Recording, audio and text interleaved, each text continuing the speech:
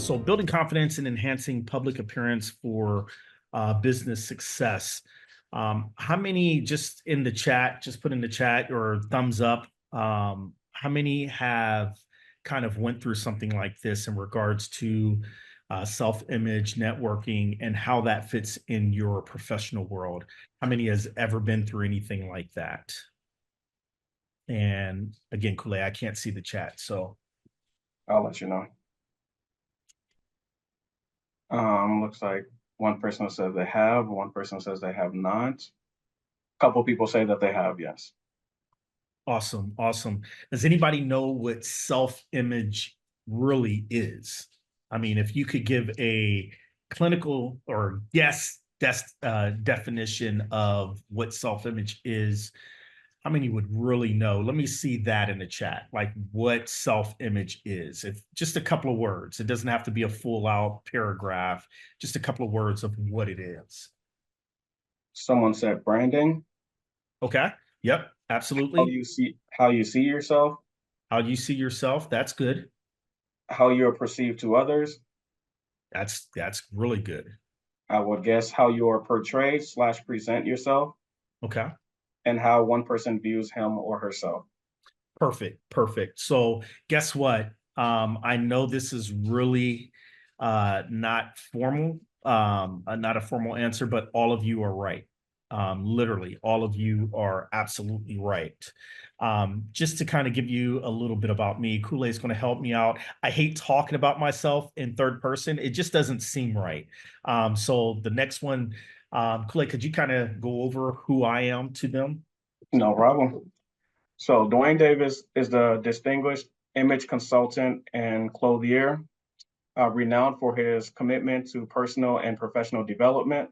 As the founder and CEO of D Savad, a leading image consulting firm, Dwayne specializes in helping individuals enhance their personal branding through tailored strategies that emphasize both appearance and inner value. With a profound understanding that first impressions can create opportunities, Dwayne believes that true success stems from a balance of outward presentation and inward authenticity. His holistic approach empowers clients to project confidence and clarity while nurturing their intrinsic qualities.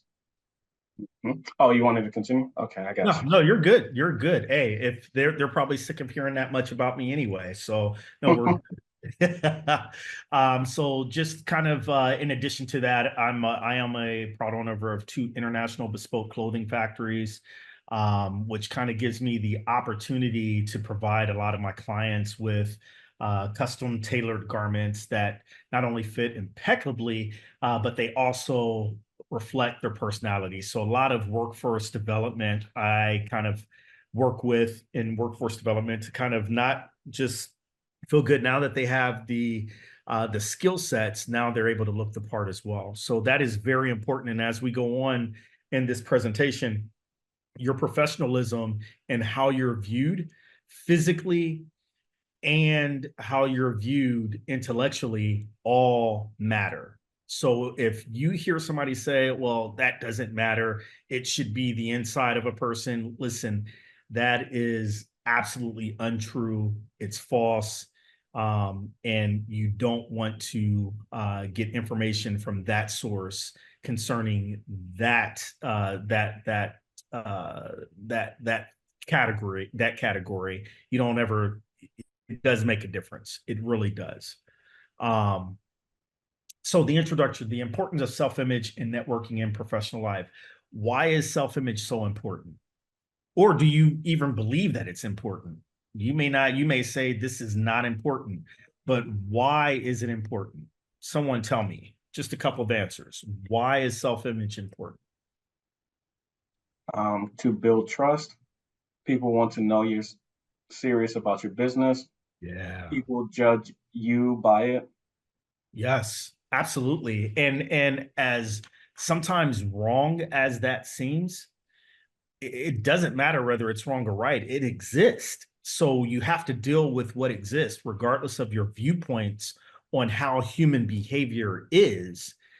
The fact that human behavior is a certain way unfortunately, you have to be able to maneuver either around it or you have to be able to maneuver in it.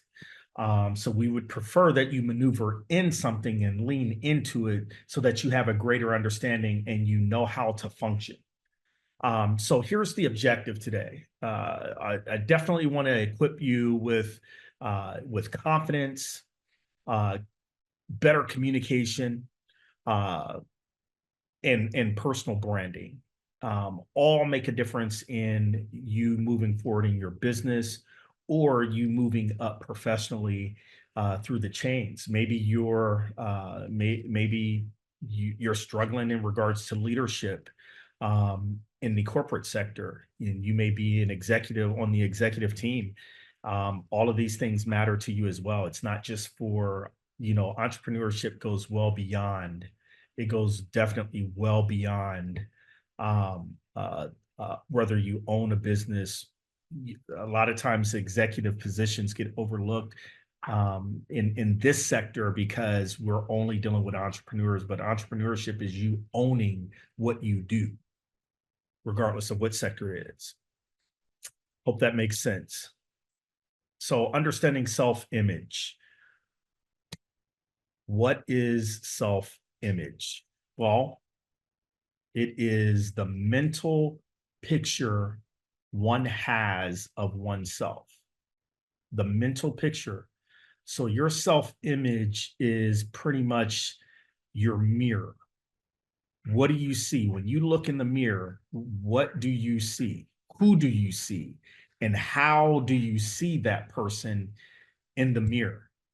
And I know that sounds very trite to say and, very cliche, the man in the mirror, everybody's always talking about the person in the mirror, but it is really important that how you view yourself, if you don't view yourself confident, I can promise you that the person that's in front of you will never ever look at you as the confident person. They'll only look at you as how you look at you because that's how you're going to present yourself. If you present yourself as a very shady kind of decision maker, if that's how you view yourself, then that's how you're going to come across. So that's why this is really, really important. So here's the components of self-image though. Here's what builds up self-image: self-esteem, self-worth, self-perception. So real quick, on a scale from 1 to 10, 10 saying, I love myself like nobody else. That's 10. 1 says, man, I'm not feeling me on any day. On a scale from 1 to 10, how do you view yourself on a scale from 1 to 10? I want to see those in the chat. We're seeing a lot of tens in there, some nines, 8.5. I saw 7 in there. There was 1 5. Someone said 10 sometimes, 1 sometimes, and 5 sometimes. Love it. Okay.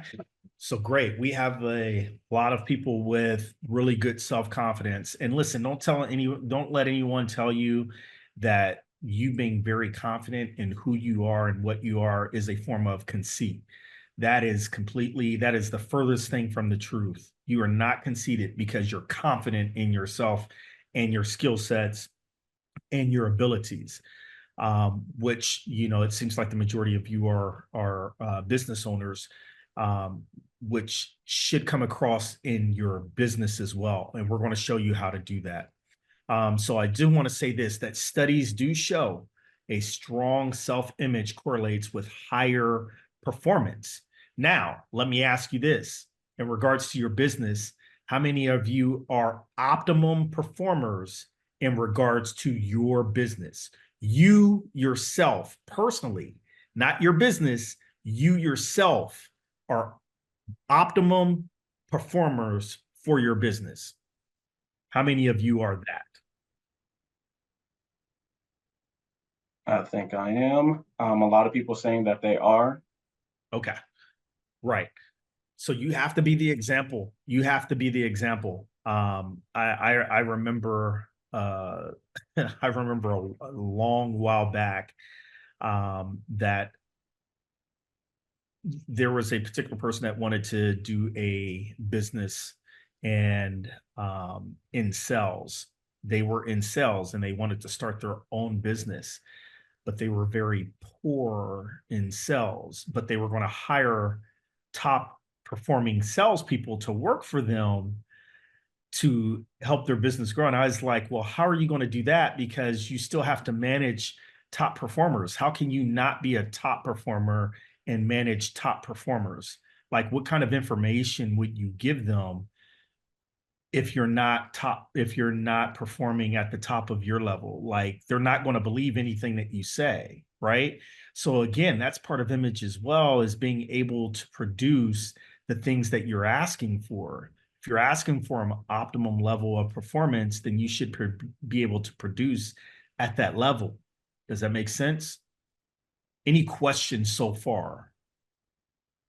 Any questions so far on the information? Good. And that source was from Psychology Today. That is an actual article where it says that studies show a strong self-image correlates with higher performance. It doesn't say only with business owners.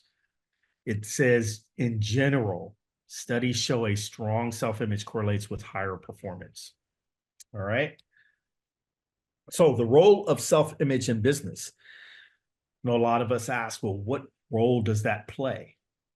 Well, the very first one is it's an influence on decision making, right?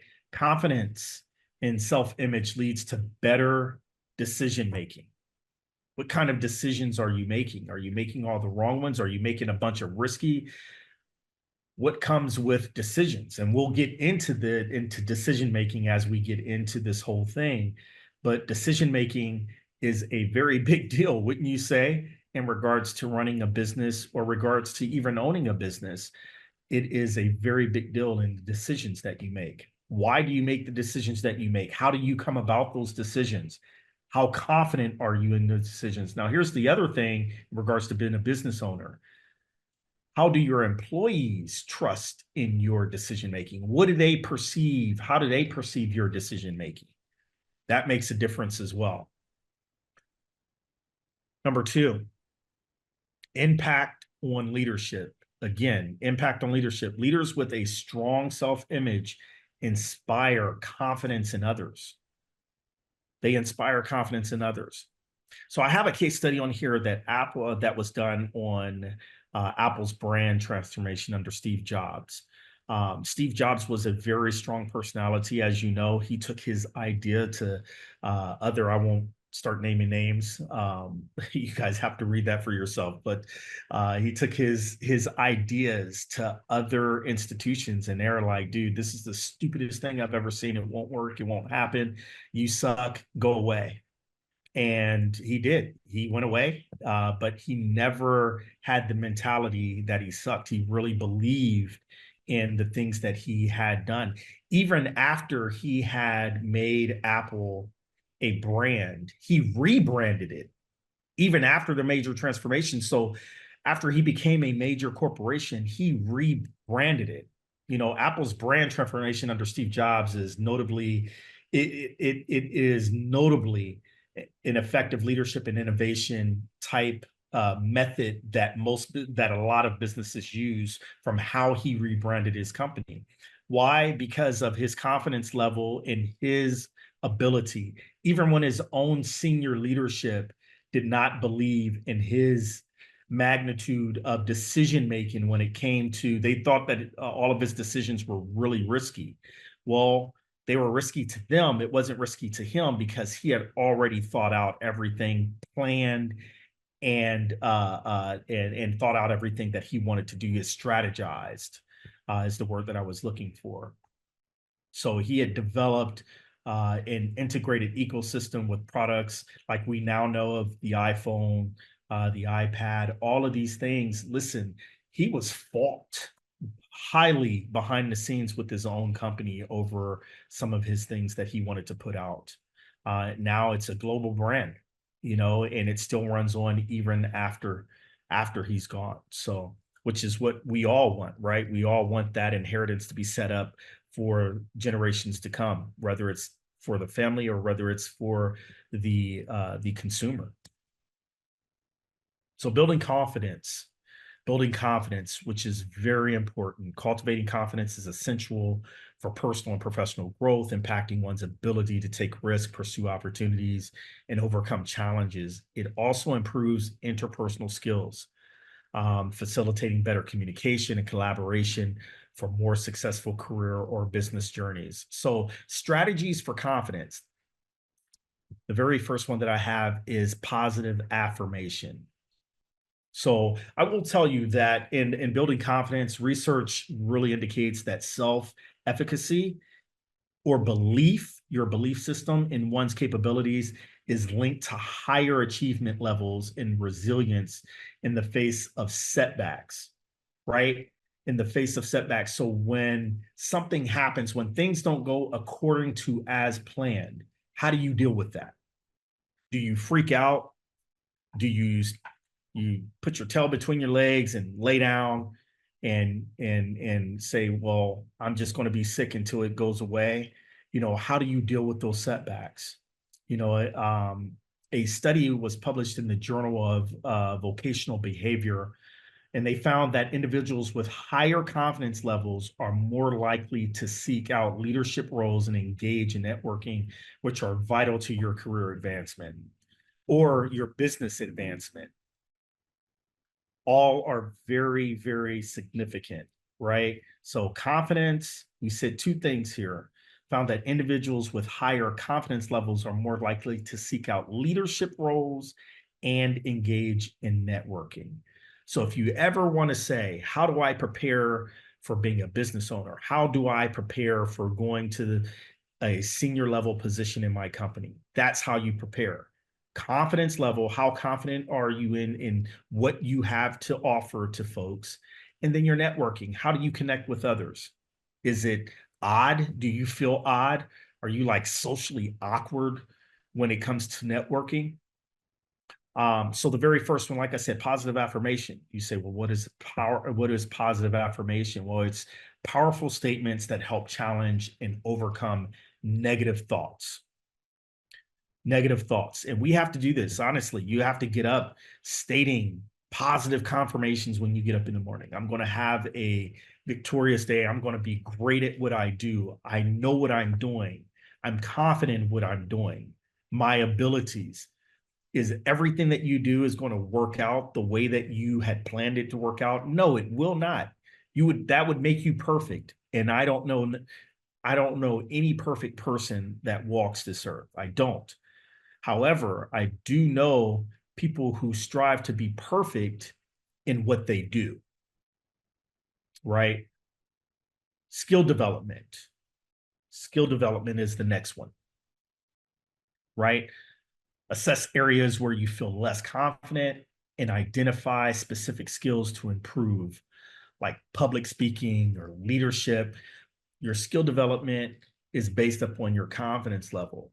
Your confidence level is built upon, so they go neck and neck.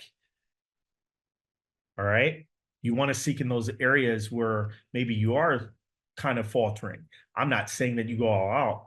You do pay attention to your weaknesses, but you definitely want to dive into your strengths.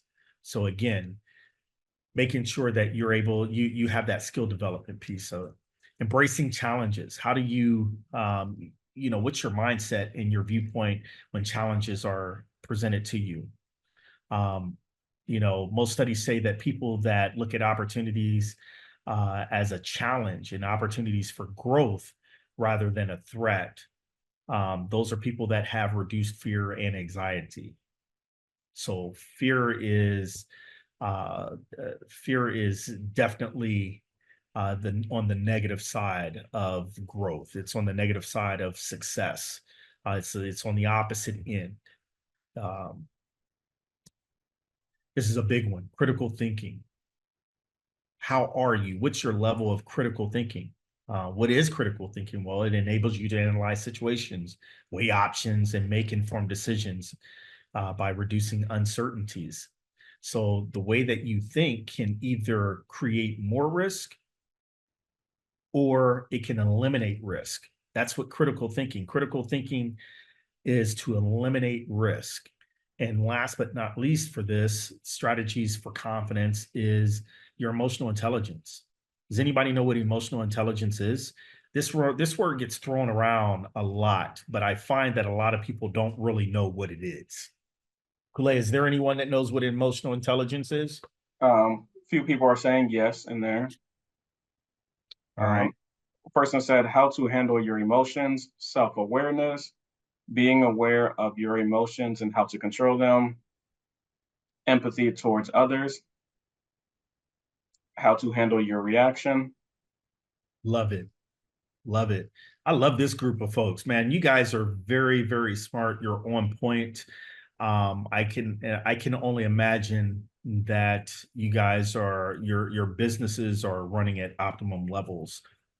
Um, the emotional intelligence, definition wise, is the ability to recognize, understand, and control your own emotions, as well as, so it's a combination of everybody's answer, as well as have the capacity to empathize and influence the emotion of others.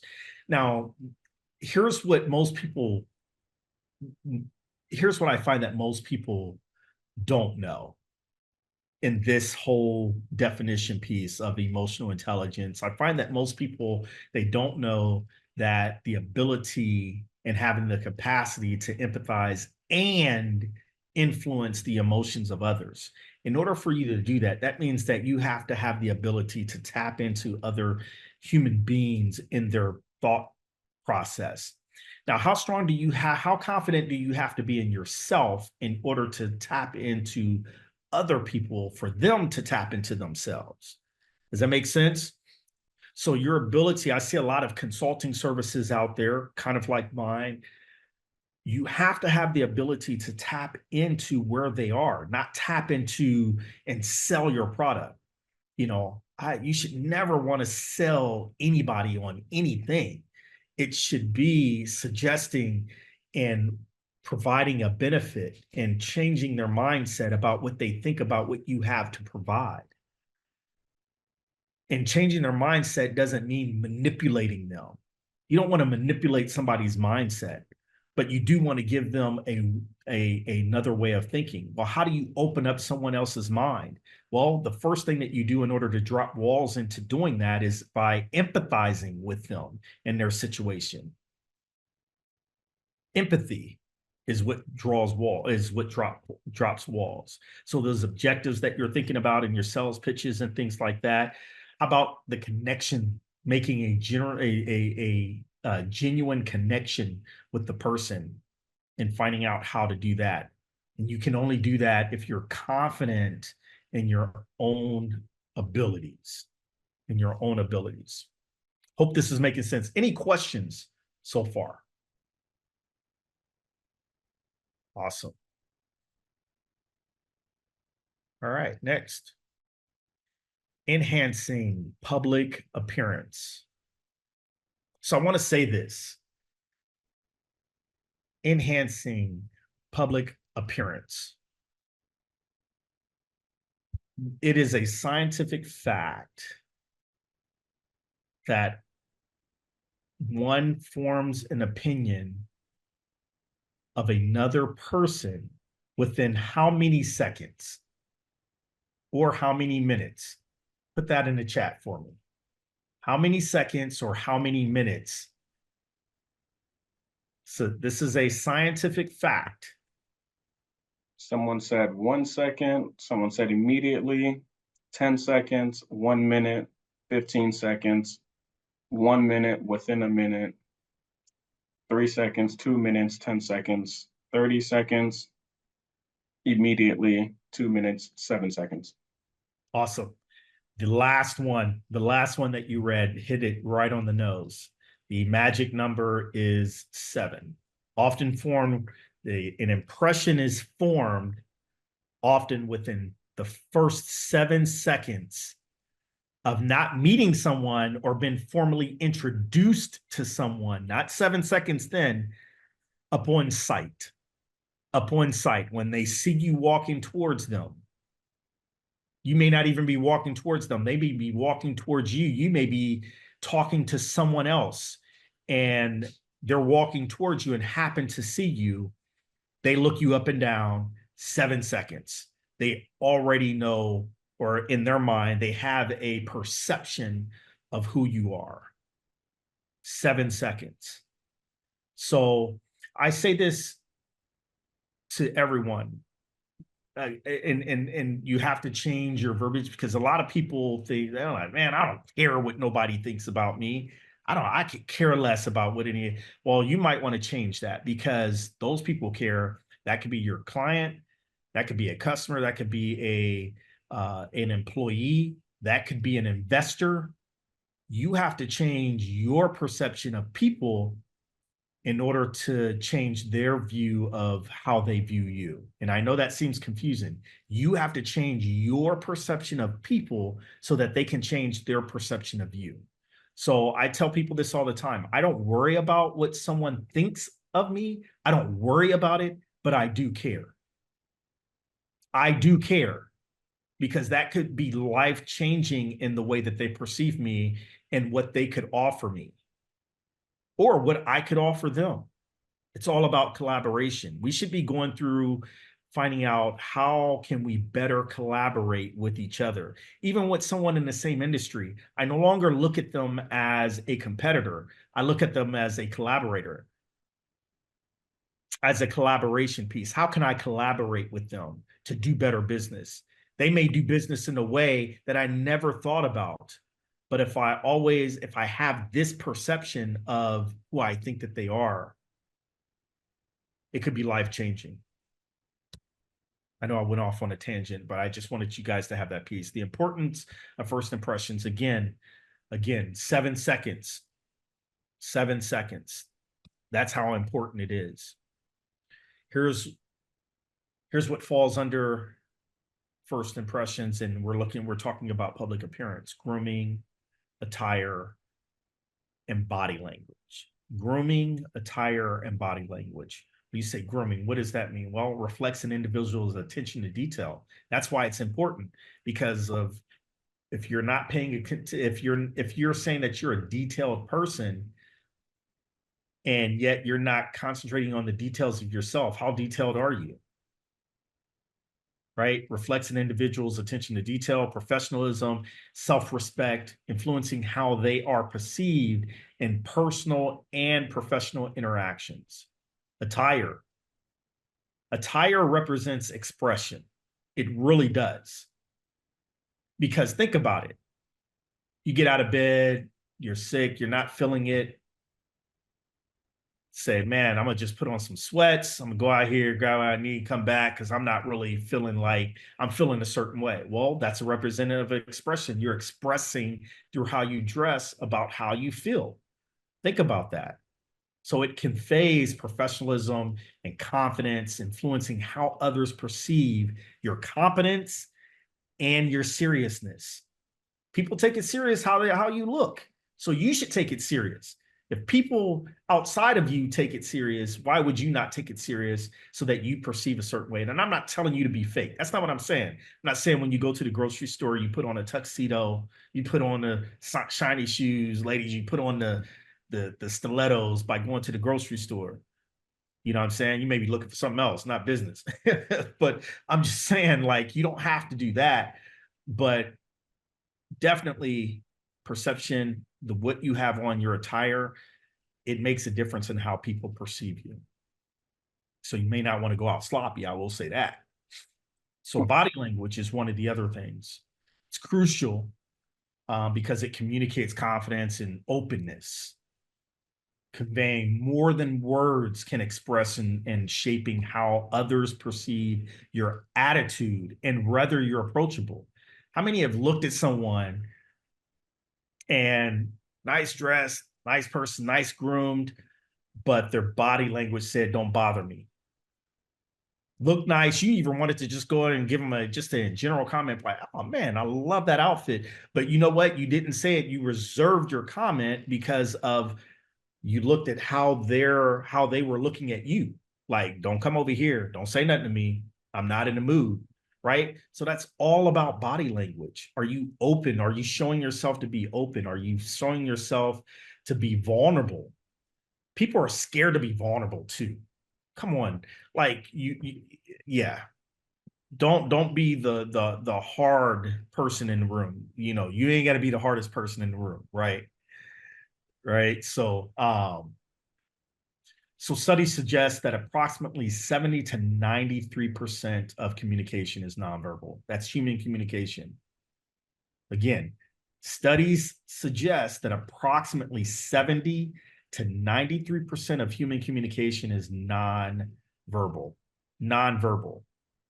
So from body language to attire to grooming, reflect what people see and what you're saying to folks without really saying anything out of your mouth. What are you saying? What are you saying about your business? What are you saying about you personally? All right. Check this out. People who dress well are perceived as more competent. That is a fact. That's out of the Journal of Fashion Marketing and Management. But that is also a psychological fact. There's been studies that's been done, major studies that's been done on that. People who dress well are perceived as more competent. Now, again, people's perceptions are their realities. And I said that in specific, their realities. It's not everybody's reality, but how you're perceived is that person's reality of you. Now, effective communication. What does that look like? What does that look like? Effective communication. Are you effective in when you communicate? Well, verbal communication, clear and concise, right? Clarity and conciseness. So clear and concise communication enhance understanding with minimal misunderstanding. It saves time, right, in the conversation where you're not retracking and because you don't know how to communicate, right? Which makes it easier for any audience to grasp what you're saying and foster better decision making, right? So if you're giving someone information in order to make a decision on just whether they should buy into your services or not, well, when you get frustrated in regards to why are the customers not coming like I want them? Well, is your communication clear? Are you giving them clarity in regards to the benefits of what you're offering? Is that clear to them? It's not about how you feel like you're doing. It's about how people are actually perceiving what you're saying and taking it, right? So that they can make a better decision. You want clear and concise communication going to them so that they can make an informed decision about what you're offering or what you're telling them. One of the other effective portions of communication is storytelling techniques. So how many do that? Storytelling. That's one of the things that I had to work on in storytelling in regards to some of the services that I would provide and things like that, and giving their business and talking to other businesses and things like that. Storytelling was a big one that I had to work on. It seems like it's very simple, but it's you have to work on that. Storytelling techniques, they engage listeners emotionally. It kind of makes the information more memorable and relatable when they're hearing it when you put a story behind it. So just remember that. So the nonverbal cues, though, nonverbal, which we just got done talking about in the previous slide, is gestures, movements of the hands, arms, or body that emphasize verbal communications. So gestures, effective use of gestures can clarify points and convey emotions. So how are when you're talking, like, is it offensive the way that you talk with your hands? You know what I mean? Are you talking? Are you pointing at people when you're, I don't know if y'all can see me doing that. I'm pointing at you. You know what I'm saying? Like you're my space with your hand. Your hand is in my space. Stop it. Like, you know what I mean? So what kind of gestures are you given when you're trying to clarify and make points? What type of emotion is it drawing out? Um, of the person that's listening to what you're saying. Dwayne, Yes, sorry to cut you off. Somebody mentioned a good point in here is be aware of cultural differences within that. man, is that big. And you have to be able to gauge your audience. Again, that's that emotional intelligence piece, right? Part of emotional intelligence is being able to gauge the emotions of others. Well, if you know a specific group based upon their culture, their religion, if you're in the midst, you have to be aware and be empathetic. That's what empathizing. You have to have the capacity to empathize and influence their emotions, right? So yeah, absolutely. I agree with that 100%. Um, and also, yeah, that even goes down to handshaking. You know what I mean? If you're in a particular setting and you're going to shake someone's hand, and we all your hand should be open, all of that. But what if they don't shake hands? What if it's offensive for them to shake hands? Well, you got to be aware of that. Got to be aware of that. You could have just lost an investor based upon you just going up and shaking their hands. And they're like, don't you know? Like, I don't do that. Like, you just grabbed my hand, gave me a hug, shook me to death, and dadded me up. And that's not what I do. So yeah, I definitely agree. Um, Gestures, effective use of gestures can clarify your points again and um, in what you're saying. The eye contact is very important as well. Effective communication with the eyes to establish connection and trust. I know that was said by someone earlier on in establishing trust. How do you that's a major connection with someone when you get them to trust you. Consistent eye contact. Well, how do you do that? Well, consistent eye contact, it fosters a sense of intimacy and encourages open dialogue, making it essential for effective communication. Consistent eye contact. I'm not saying you look them in the eye and you don't blink. Well, now you're weird. You know what I'm saying? Like, you ever met that person that's like looking at you and they don't blink ever? Like, it makes my eyes watery looking at that person and like, dude, like blink. Come on, man. Like, hey man, I don't mean to interrupt what you're saying. Can you blink real quick? I want to make sure you okay. You know what I'm saying? Anybody experience that? Is it just me? Is it just me? I've That's experienced that. what's that? I was saying I've experienced that. Yeah, To get man. to get a bit weird. Yeah, it gets a little bit weird. So you don't want to be weird. You don't want to be the guy with dry eyes, right? Where they don't blink. So together they kind of significantly enhance clarity and emotional resonance in interactions. So I even say this: all animals and humans respond based off of how you communicate, right? Hey, you can get a dog really riled up, quick movement, aggressive movement. Like, that's no different than a human. You can get a human riled up, quick movement, aggressive movement. You know what I mean? You get just gotta, again, engaging your audience, recognizing who you're in the room with.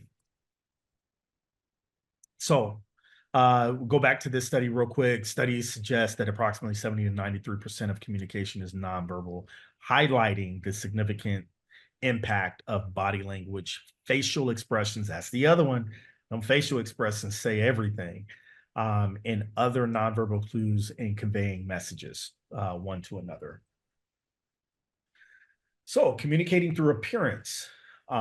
This is going to be a little bit interesting one for you guys. So aligning appearance with brand. So now we're kind of getting into that branding piece of your image, of how you want people to portray you, how you want people to see you.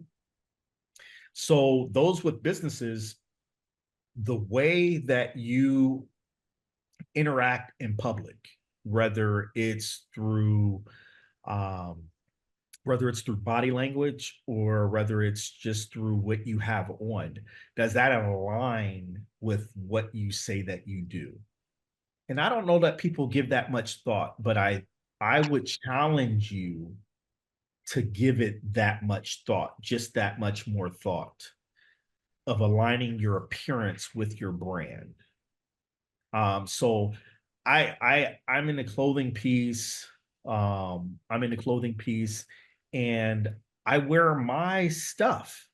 Like, wouldn't you think something of me if, you know, I was promoting D Savad, the line, and all the every time you see me, I had on Nikes or I had on Louis Vuitton slippers or whatnot.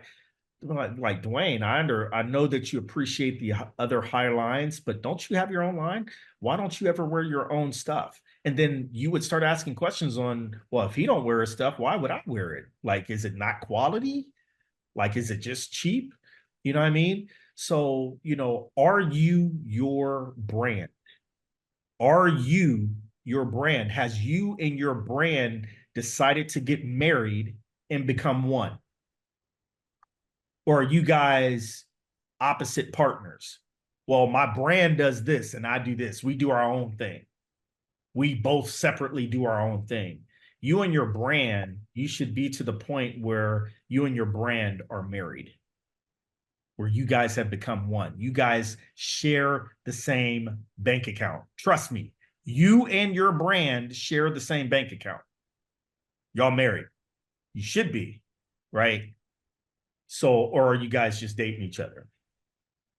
So, consistency with brand values, reflecting professionalism. So there was a case study that was done on Mark Zuckerberg and Facebook and their brand, and the way that Facebook it immediately, Mark Zuckerberg's casual attire, primarily hoodies and t-shirts, it lines closely with Facebook's brand identity and culture, right?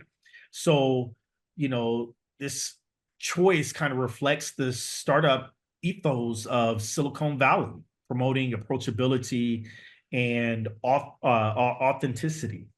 So by prioritizing practicality over formal dress, he emphasizes a focus on work and innovation.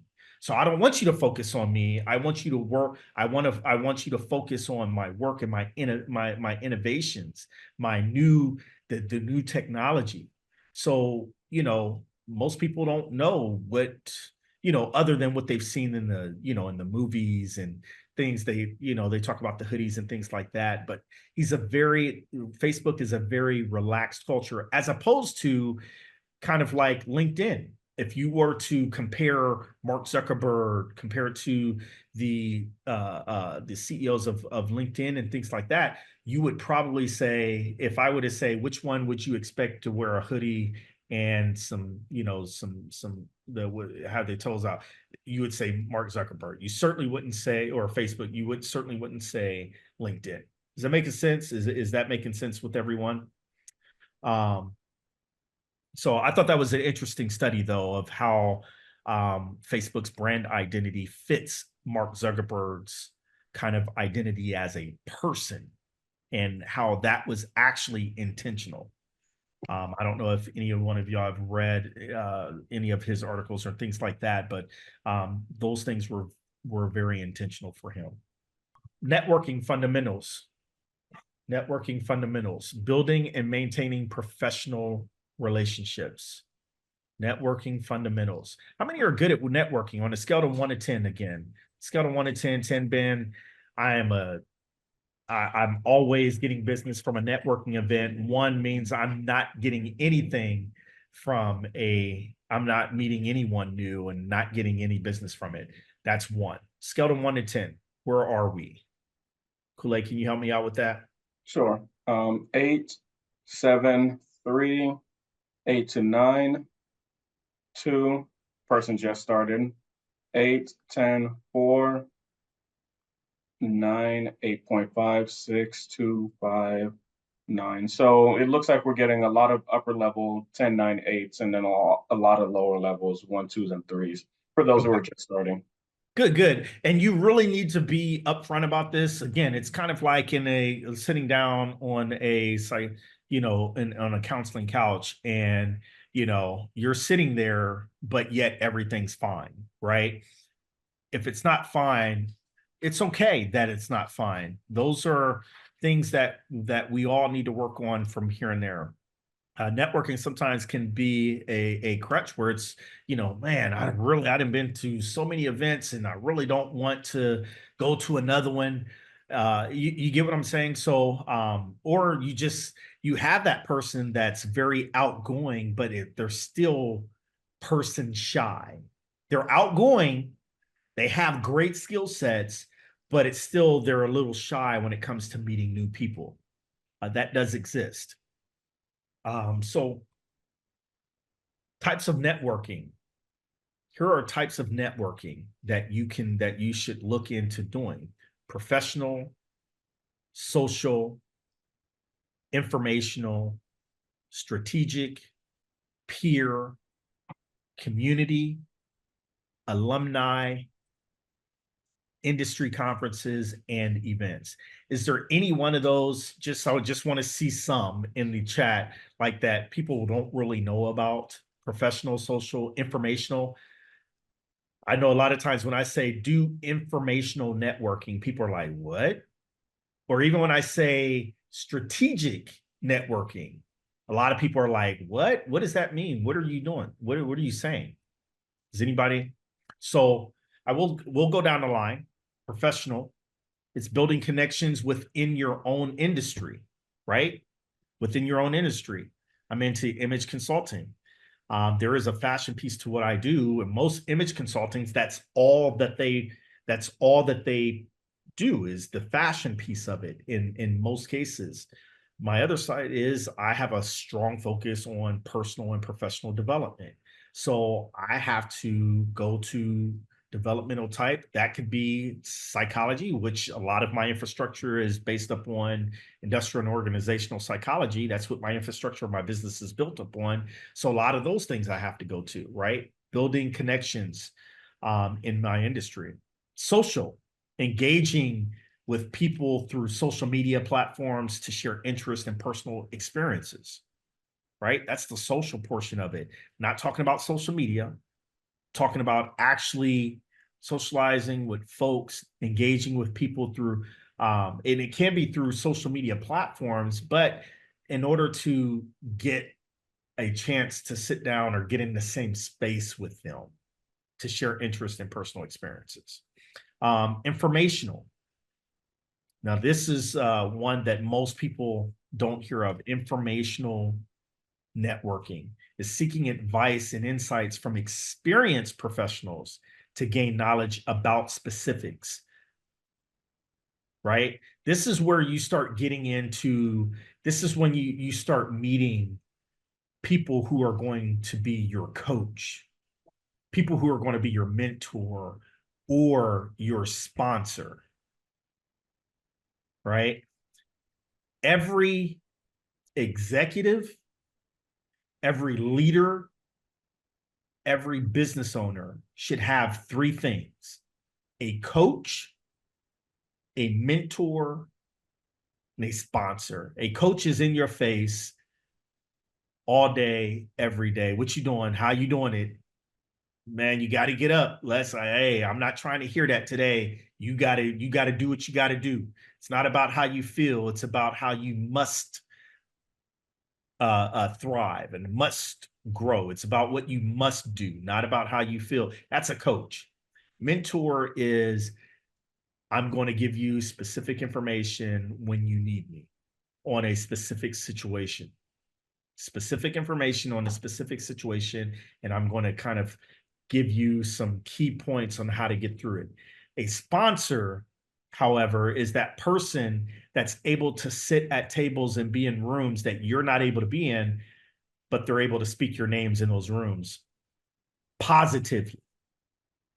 They're able to get interest of others that you would not be able to reach they're on a higher level than you.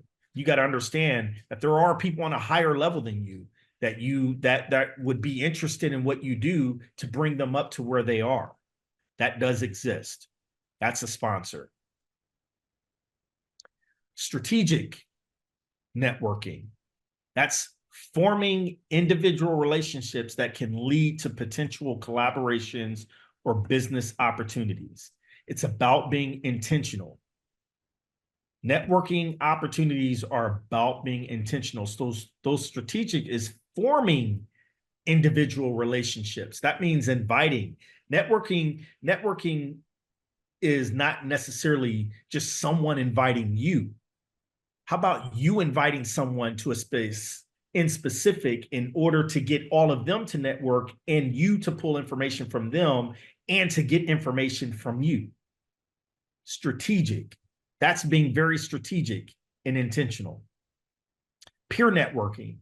That's connecting with colleagues at the same level to share experiences and support each other's growth. How many do that? Sometimes we're so focused on getting individuals that are doing better, and you should, that are doing better than us and being in their circles. But how about your peers, people who are at the same level of knowledge that you're at, and gaining how they do things so that you can either learn something or give something. You still got to give back, because when you're giving information, you're still learning information.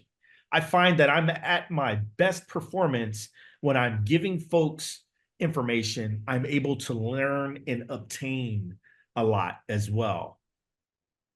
Community network. So engaging with local organizations and groups to build connections within your community, right? Who knows what you're doing in your own community? Sometimes we're trying to be global and we're not even local yet. Isn't that crazy? I want to make $1 million, but I haven't found out how to make $100. Isn't that crazy?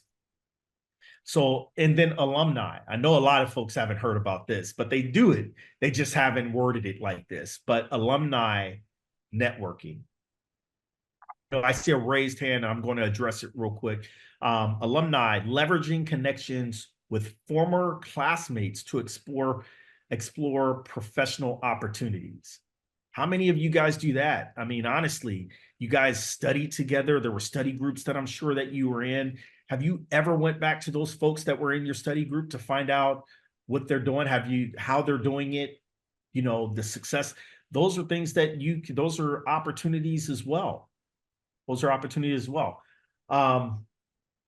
Lavi Harper, I see your hand up. Lovey, if you don't mind typing your question in the chat. Awesome. While we wait for that, Dwayne, there were a Yep. few comments Okay. in the chat that I want to read off to you, Okay. specifically about networking. Someone did mention that Eventbrite is a great place to go look for local networking opportunities, and they are priced either for free or for how much it's going to be. So that is a great opportunity. Yes. For those of you that are connected to the ECDI space, we do host networking events throughout the year. So always be on the lookout to the calendar for when we're going to host and schedule our own workshops. A person mentioned that they're a parent, so they're not able to attend or participate in everything. So you have to be strategic. That is absolute in all corners of life, I would say. Yes. You don't want to just go to things just to go to it. You want to make sure that you're purposeful, that what you're going to is going to give the biggest benefit to you, and that there's a reason for why you're attending. Absolutely. Let me say something to that real quick, Kula. It Mhm. don't, and it doesn't take all night or all day for you to be at a networking function. If you're intentional, honestly, you can be in and out and meet everybody in the room within 30 to 45 minutes. You have to be prepared, and we're going to talk about this, but you have to be prepared to say what it is that you want, what it is that you do, and what it is that you're looking for. You have to be prepared to provide that information and constantly have that information in your head when you're going into these spaces. Again, when you're going to a social, to a social network and just having, they got drinks going on or whatnot, and you just out just talking about anything and everything but what you do and how you do it. And I mean, that's not been very strategic. That's kind of going off of a whim, hoping that I get somebody, hoping and somebody's going to be interested in what I do. Well, if they never hear what you do, how are they going to be interested? All right, go to the next question. Yeah. A person mentioned that they have a mentor. They want to know, how do you develop coaching and sponsor relationships, and what is in it for them? I'll touch on this a little bit and throw it to you. So, developing coaching and sponsor relationships, it's as you are building your business and as you are networking, you need to be specific and intentional. So, it really does start from within. You need to be specific on what it is that you do, what is your product and service, and how can you really like get that elevator pitch down. You need to know who you are, what you do, what you offer. If you're not able to clearly and concisely advocate for that and tell somebody that that's what you do, it's going to cause confusion and you're going to lose people's interest. But once you get that point down and you know exactly who you are, what you do, what your product is, then it's easier for people to have conversations with you. And if you confidently say what you do, people will confidently be able to say, I know a person who has an opportunity, or this person needs this specific things. People don't connect if they don't believe that you can do it. Right. Now, to the second point of that is, what is it in it for an advisor? Being a WBC business advisor here, a lot of people think that for an advisor, there's nothing in it for them, but it's the exact opposite. Being the advisor shows, one, that you are able to properly connect with people and help them grow and scale. So there's endless opportunities for you. When they get you in connection with anyone, they're either building a new network or they're strengthening the network that they're already having. And there's also the professional development. As an advisor, I meet with many different businesses in all industries.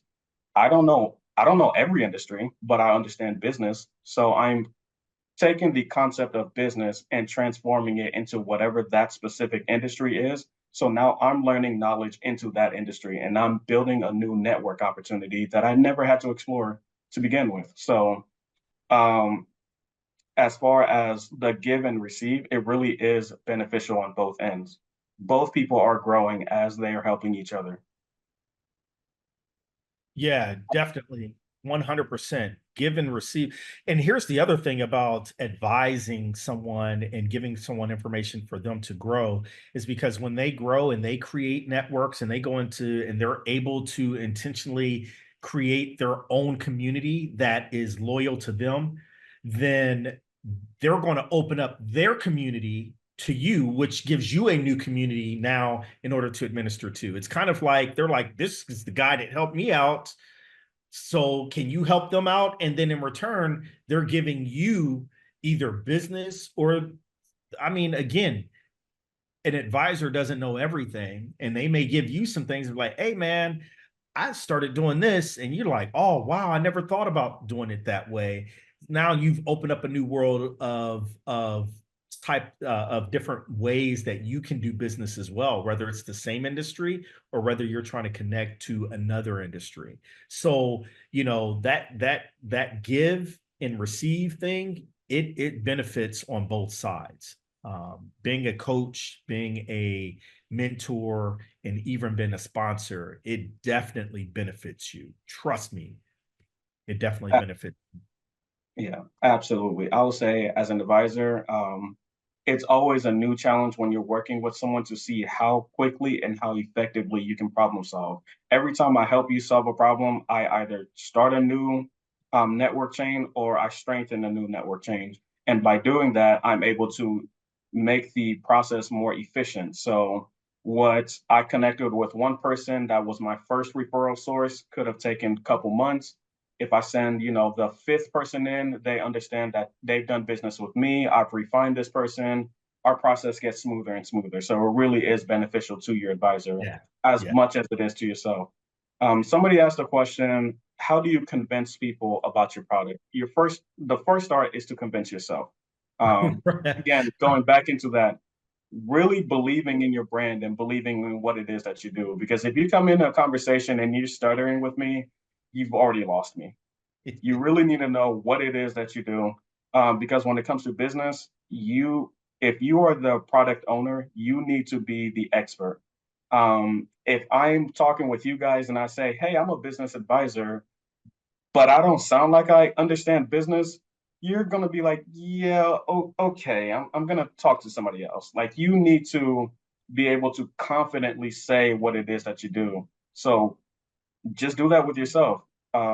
Talk with yourself. Just say, do a pitch with yourself and see if you believe what it is that you said. Because if you don't, more than likely other people don't as well.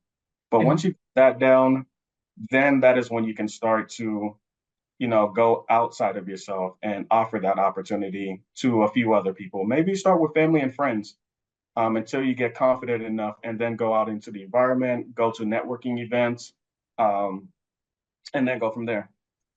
and telling the why. I mean, you should have a why of why you're doing what you're doing. You knowing your why is everything. It is your mission, it's your vision. It is the nucleus of your business.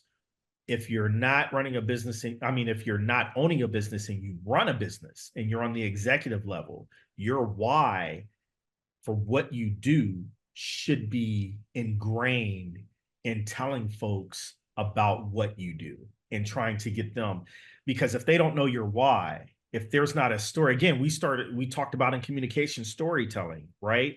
Storytelling is really telling your why of what you do and how you do it, what motivated you to do it, because you may find that they have that same like mind in the process of you building what you've built, and they're like, oh wow, that's crazy. That makes me that I've thought about that sometimes. I never thought about using this for that, and now they're interested because they know your why. And they're able to empathize. Again, you want people, and sympathy and empathy is two different things, right? You don't want somebody to sympathize. Oh, he started a business because whatever he you don't, that's not what you want. You want the empathy part where they're able to see from your point of view on what you're doing and how you're doing it from your point of view. And again, that's giving them the why. And typically your why is a definite score of influence on that person. um Cool. So I definitely wanted to get to the industry conference and events, attending gatherings to connect with. It's just attending gatherings to connect with, right? Oops, sorry. How did I do this? Um,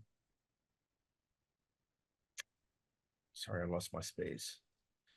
um, Attending gatherings connect with professionals and expand your network within specific sectors. So industry conferences and events, industry, again, on purpose. And again, like the other person said, I understand. You got kids, you got family. I have family. I have kids. I have things that I have to do.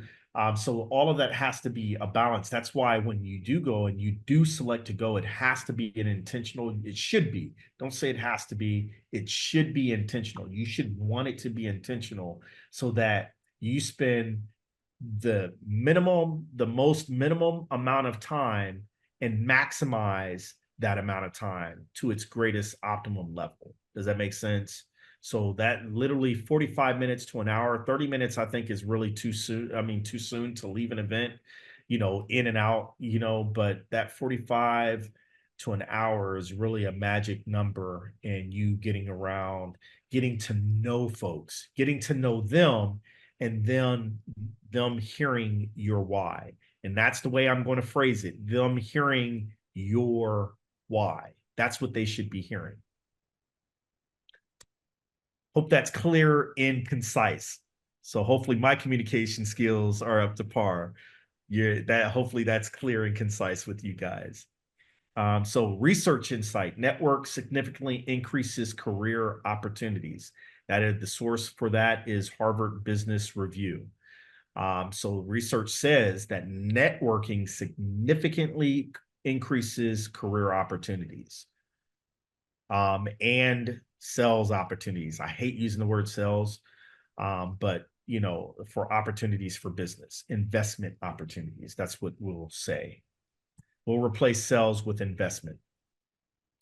Building an effective network. So this will answer some of the questions that were out there. How do I build an effective network for one those more intentional networking things that I'm trying to provide? I'm trying to get people to connect and collaborate to benefit not just me, but to have just a beneficial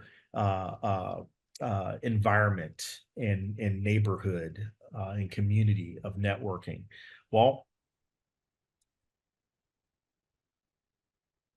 here are some of the strategies. Attend industry events, leverage your social media. And here's one that I know the majority of business owners struggle with. I know it for a fact. Whether you're a business owner, whether you're in sales, whether you're an exec, you're a team lead, you're a supervisor, most struggle with their follow-up routine. I know that for a fact. And if the majority of everybody tells me that I have a system in play that is 100% streamlined, I'm going to call you out on it. There may be some of you that have, because of the failures that you've experienced from the lack of follow-up. But I will tell you that scientifically, science says all of these researches that have been done for Fortune 500 companies and their execs and their leadership and in sales have come down to horrible follow-up processes, not routines, processes, follow-up processes. So, in regards to attending, effective tools, you have LinkedIn, networking events, professional associations, networking apps, email, social media, mentorship programs. And that's big. Mentorship programs. Get into those mentorship programs. I don't know, some of you may be out of state, but figure out where mentorship programs are so that you can get in those spaces. Sometimes it's not about just your own personal mentor. Sometimes it's about getting into other spaces outside of yours to learn something new. Sometimes you'll get a mentor that agrees with your side of things. They'll tell you the truth, don't get me wrong, but they agree with more than what they should. And they should actually, so sometimes getting a kind of like a doctor, you getting a second opinion. Sometimes we need a second opinion. Doing webinars, online workshops like this, and effective follow-up tools. I want to hit on that again. And effective follow-up tools. You have to have even when it comes down to the CRM systems,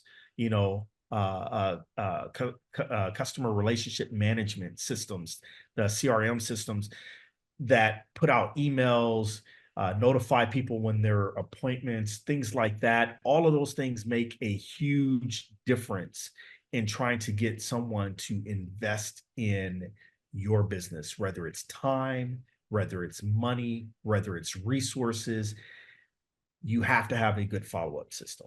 I cannot stress that enough. Doing a couple things in the chat before we move forward. One person asked, what's a good follow-up cadence?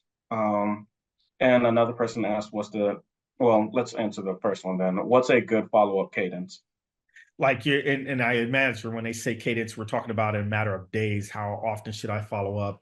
I would say it really depends on the individual and what their need is. But let's just give it in general a blanket statement out there. It should be 2 to 3 days that you should be following up based upon something, a person of interest. A person of interest whether it's an investment in regards to your company or whether it's an investment in regards to your product or service that you're providing, I'm gonna be honest with you, that should be within 24 hours. There should be initial contact. After the initial contact, that should be within 24 hours. And I'll follow up with that by saying, like, there's a difference between the follow-up cadence on like a networking event that you connected with versus a sales event. At a networking event, if you attend an event, you should send out every single email like the night of. And it's in the email, it should be something you either talked about or, a tidbit, something that you made a joke about, just so when they're reading their email, they're able to identify the name and your email to the conversation they had. Because 2, 3 days later is you're just now in an email of 50 emails that they've received. But Right. if it was something that you talked about, now they remember the specific interaction they had with you. So it feels more personal. Now, when it comes to a sales opportunity, I would always say it has to be within that same day, because if they're calling you for sales because they need a product, they're not only calling you, they're calling you and 10 other people's with the same. If I need to get my if my machine broke down and I need to get a mechanic to fix it, I'm not going to wait 24 hours. I'm calling you. If you're not out, if I don't hear back from you within an hour, I'm calling somebody else because I need to get it done immediately. So Absolutely. if you have a conversation, if somebody called in every single email that I send out, I always give a next step. So then they know that there is a process going on and they know what their follow through is. Because that gives you time to then be able to prepare for them while they're preparing on their end, as opposed to if you just say, great, I got your information, I'll follow up with you. You've now put it on your end to follow through.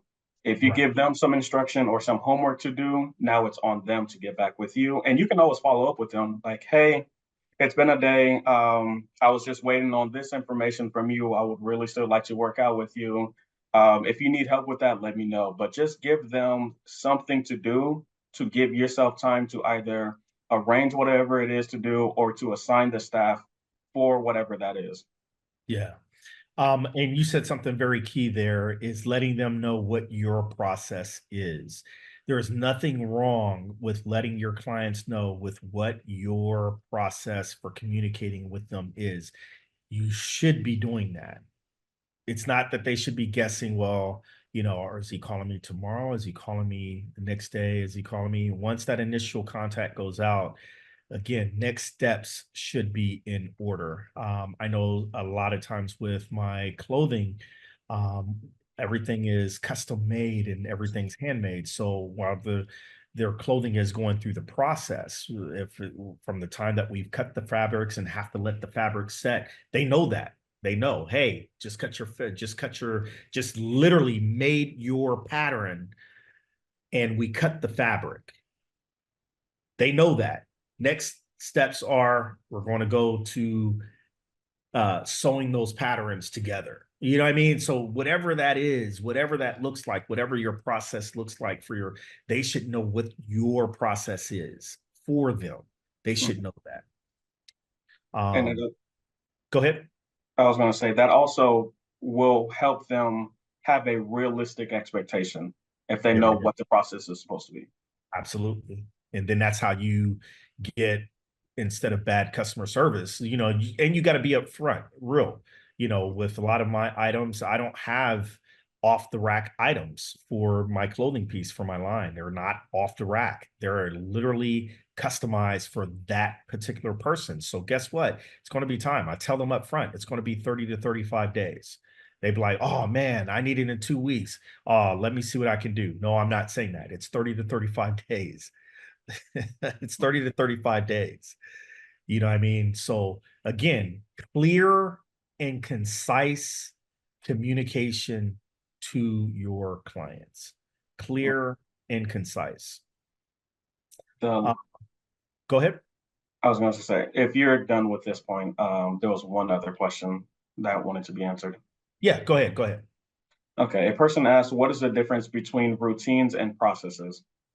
So routines are something that you typically you do, and sometimes those routines can be changed. A process that you put in play will still be in play regardless of whether you walk away from it or not. So let me give you an example. The process of how my business generates and does it makes clothing. That there is a process, and there's no machinery. It's all done by hand. There is a process from here. This is what happens on stage A. On stage B, this is what happens regardless of whether I walk with, I do it. A routine is I routinely do this, which means that it can still be subject to change. There is nothing changing about the process of how I do certain things in my company. So certain things I am routine at, certain things are a literal process.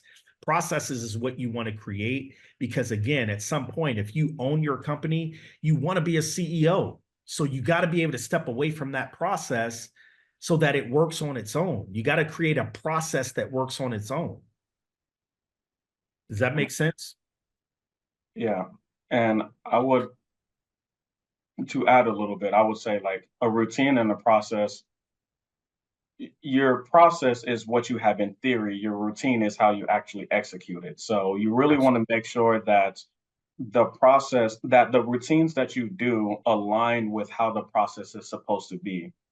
Because the difference in quality and customer satisfaction is going to be that difference between how you routinely do things and what your process is. If you have a specific process, but your routine deviates from that process, that's when customers say, well, I heard you did this for this customer. Why can't I get that? Right. You want to make sure that the routine and the process stays very close within each other because you don't want to have those deviations because that is when customers start getting mad is when they feel that someone's being favored over another or they feel that they're discriminated against it. But if you say this is my process for everyone, you eliminate that opportunity because you do the same thing for everyone. Gotcha. And Yeah, that doesn't take away from, customer feeling individual. You can still give customer satisfaction while staying within your processes. absolutely.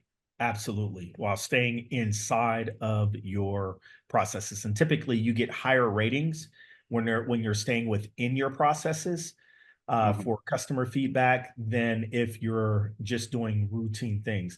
Because I'm routinely kind to everyone, but sometimes my kindness, again, going to Kulei's point, sometimes I'll be kinder in my actions towards another person, and that other client knows about it, and they're like, "Well, why did you do that for them? Why am I not important?" And you know what I mean. So again, you want to stay put in processes, routines are things that are typically that vision for your processes, but your processes are the actual actions behind, and you sometimes you got to change those processes in order to streamline those processes to make things better and smoother for your company.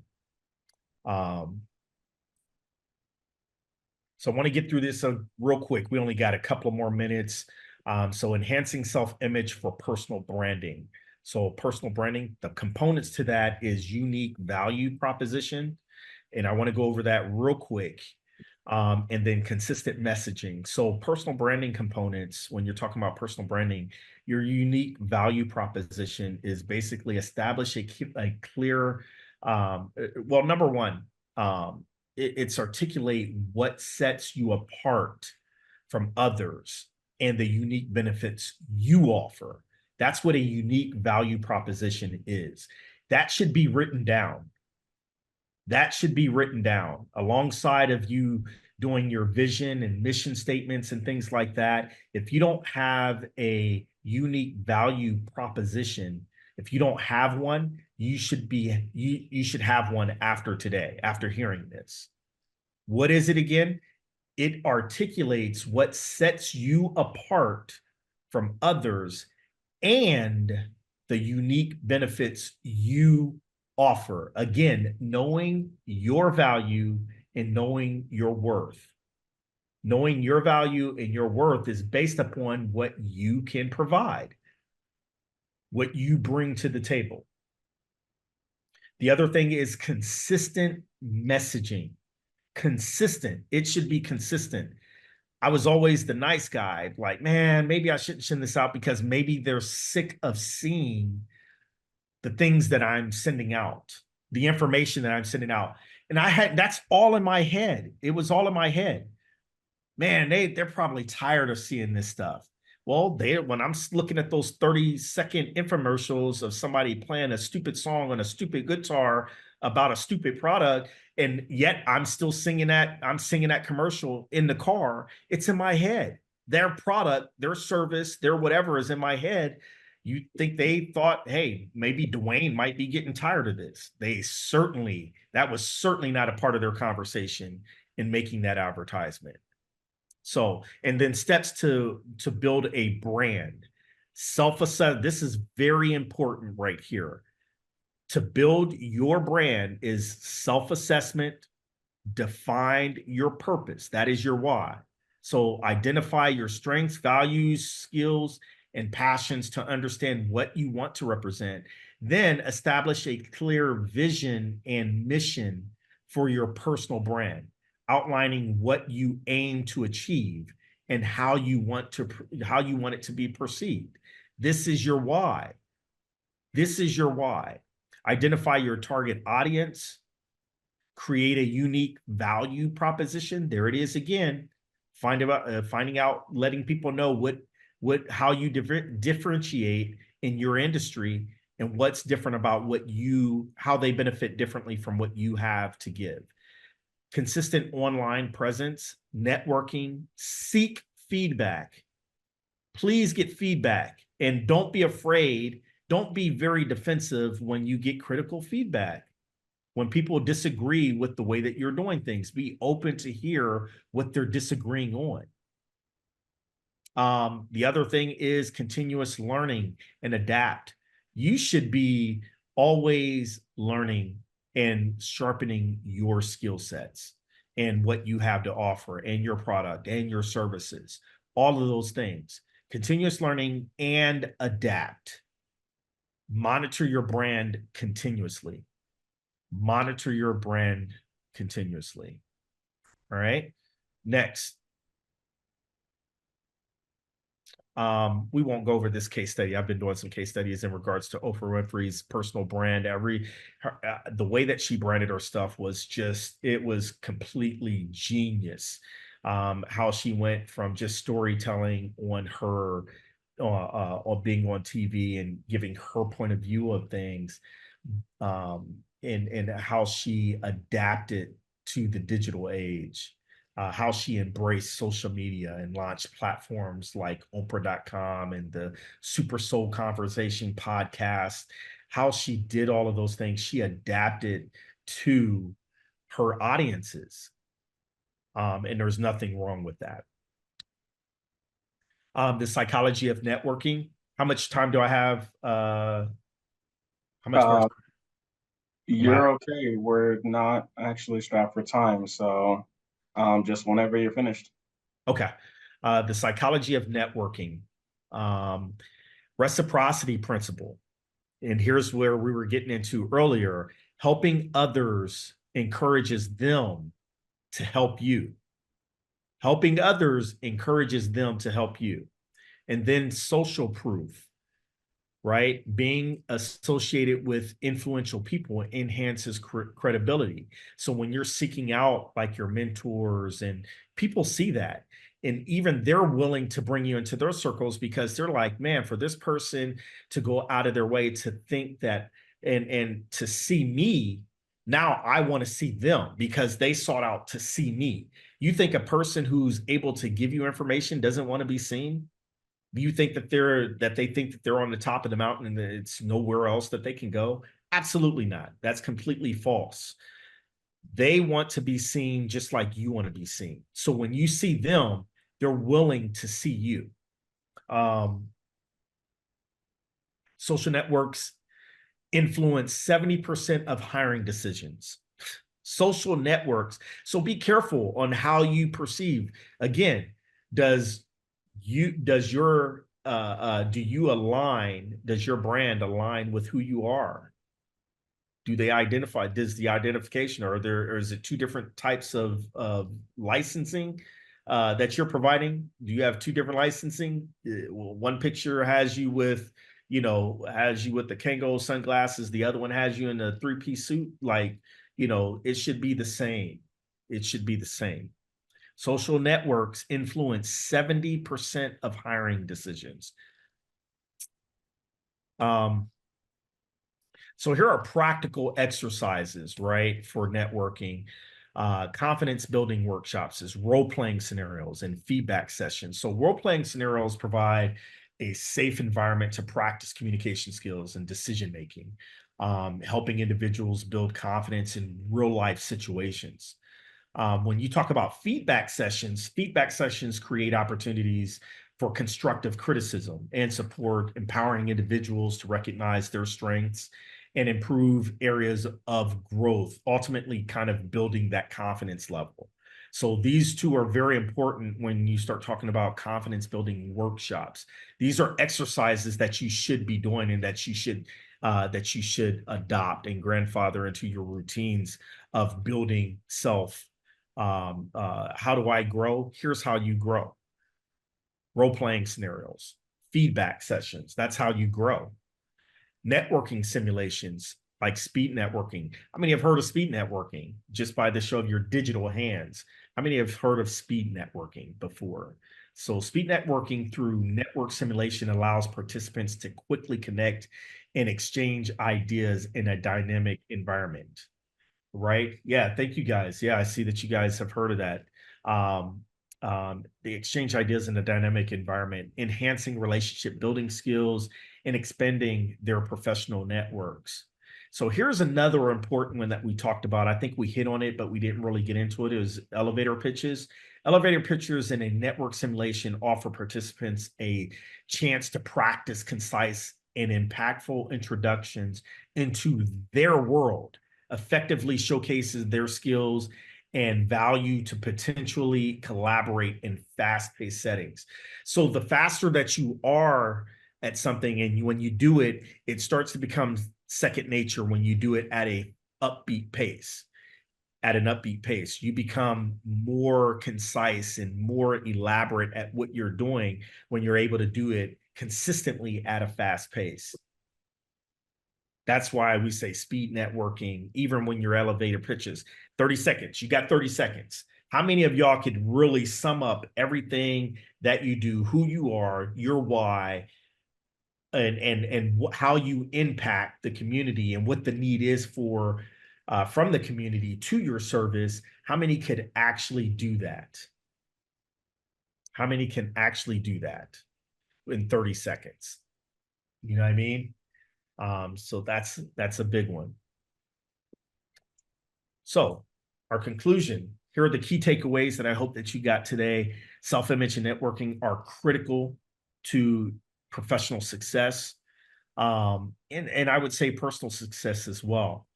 Consistent practice enhances confidence and communication skills. Effective networking opens up new opportunities. Research shows that a positive self-image is crucial for effective networking and professional success. Individuals with strong self-image and more confident in engaging with others, which enhances their ability to build meaningful connections and leverage opportunities. Studies indicate that this confidence fosters authenticity, essential for building trust in professional relationships. Therefore, cultivating a positive self-image is key to maximizing networking potential and achieving goals. And I say this all the time, practice does not make perfect, but consistent practice creates consistent behaviors that breeds success. I'm going to say that again. Practice does not make perfect. Consistent practice creates consistent behaviors that breeds success. That's it. I hope this was a great presentation. We do host these weekly, so for those of you that are interested in this one, check out our next one. That's going to be next Tuesday. Awesome. See you guys. Okay. Thank you all so much. You have a great night.